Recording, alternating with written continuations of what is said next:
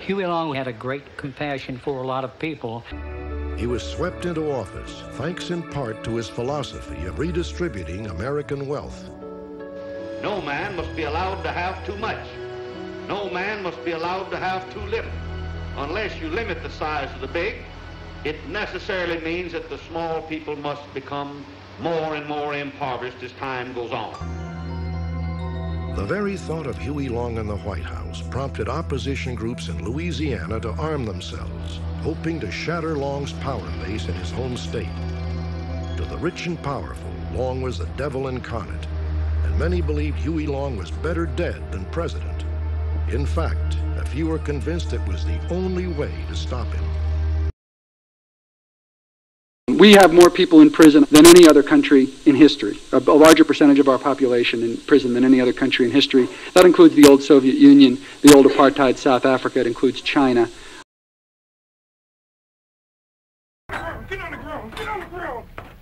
The drug war is a perfect continuing example of why we will never win the war on terrorism, because it captures the ineffectiveness of the U.S. government, and it captures the fact that it's being used against poor people and not against the people who benefit most from drugs, which are the bankers that launder the money.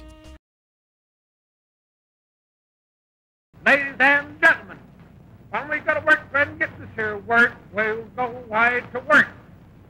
If it wasn't for our friend Al Caponio roping open this here White House on 935 South State Street, we wouldn't eat. I appreciate the soup. On a Sunday and a cold day, the soup was very hot. For these poor men here, I enjoyed myself.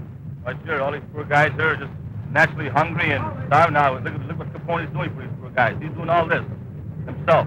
And then, of course, Capone became the big man in Prohibition. He controlled the booze, he controlled the cops, he controlled the mayor, he controlled a lot of politicians.